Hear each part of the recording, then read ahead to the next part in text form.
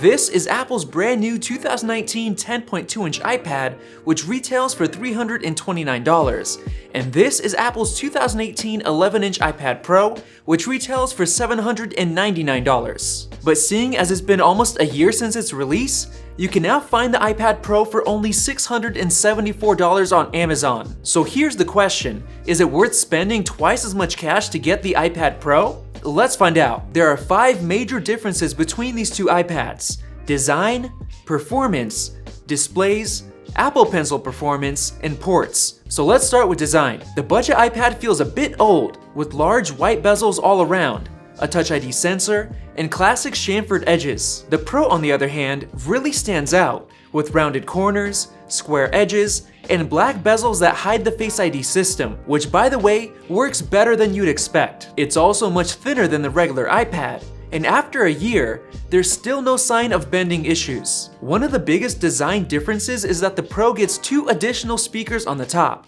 So when you're in landscape mode, let's say you're watching a video or playing a game, you get true stereo sound, which is a much bigger deal than most people think. The cameras aren't as important, but the Pro comes with a 7-megapixel camera on the front instead of 1.2 on the basic iPad, as well as a 12-megapixel camera on the back instead of 8 megapixels, allowing for really sharp photos and 4K video recording at 60 frames per second. Now moving on to performance, the 2018 iPad Pro's A12X Bionic chip is still the best mobile chip ever made, even better than the iPhone 11 Pro's just released A13 Bionic chip, which is currently the best smartphone chip ever made. The 2019 iPad, on the other hand, gets the same A10 Fusion chip as last year's basic iPad, which is pretty disappointing, but is still very capable for basic things. On the plus side, it does get a bump up to 3GB of RAM instead of last year's 2GB, but as you can tell from these benchmarks, there's a pretty massive difference in performance between both of these iPads. Now I know what you're thinking,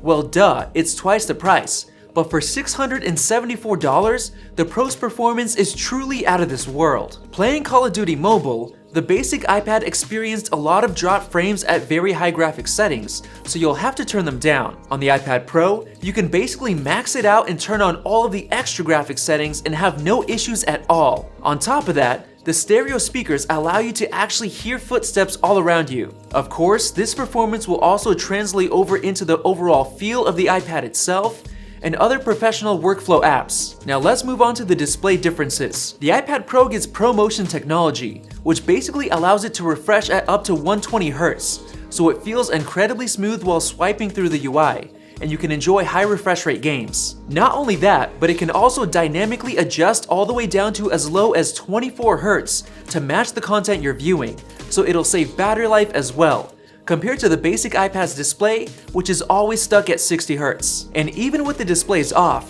you can tell that the regular iPad has much less contrast, and it's also much more reflective as well. The Pro has a laminated display, which means that the screen is literally glued onto the glass. The basic iPad doesn't, so you can notice a gap of air under the glass and above the display. This also makes it feel and sound a bit hollow compared to the very solid feeling Pro. The Pro's display is quite a bit brighter than the regular iPads, and it also supports P3 wide color gamut, so it can display a wider range of colors, like this specific shade of red that you can't see on the regular iPad. Now let's move on to Apple Pencil performance. The 2018 iPad Pro supports the 2nd Gen Pencil, which is $30 more expensive than the 1st Gen Pencil that the basic iPad supports. But it's also 1,000 times better thanks to the new magnetic wireless charging method. The Pencil itself has a new design that feels better in the hand, and it can detect a double tap gesture that allows you to quickly switch between tools. And yes, there are many third-party apps that support the double tap feature as well. Now all of that is nice, but the big difference comes thanks to the ProMotion display technology,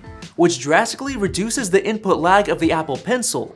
As you can see, the basic iPad has much more lag, and this is a difference you'll notice daily. Not only that, but you'll also see a large visible gap between the pencil's tip and the drawing, especially if you're looking at the display from an angle. Now let's move on to the ports. The basic iPad gets a headphone jack, while the Pro doesn't.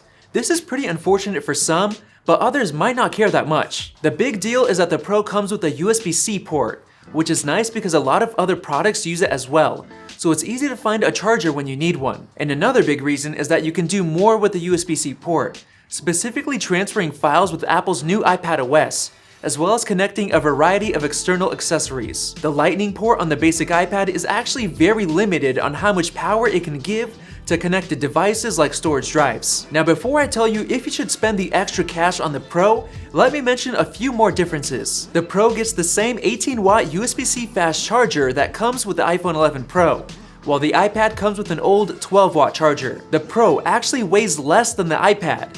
The Pro gets simultaneous dual-band Wi-Fi. The Pro gets 5 microphones instead of just 2. The Pro gets Bluetooth 5 instead of 4.2 on the iPad. And the Pro comes with 64 gigabytes of storage, up to a maximum of 1 terabyte, while the iPad comes with 32 gigs of storage, up to 128 gigabytes. So let's answer the original question. Should you spend the extra $345 on the iPad Pro? Well, if you take drawing seriously, buy the iPad Pro. If you care about performance, for gaming or other demanding things, buy the iPad Pro. If you really care about display or speaker quality, buy the iPad Pro. If there's any way possible that you can gather up an extra $345 to get the best tablet ever made, then buy the iPad Pro.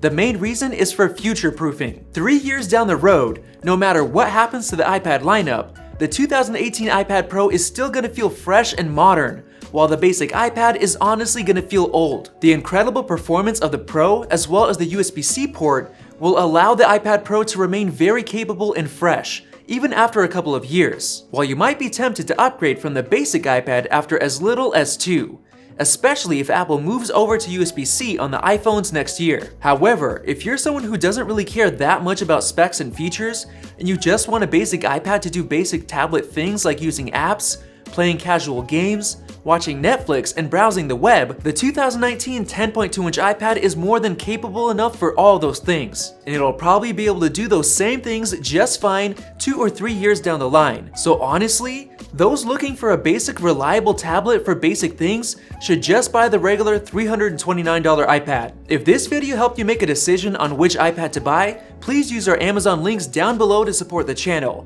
and click the circle above to subscribe for more videos like this one. Thanks for watching, and we'll see you in the next video.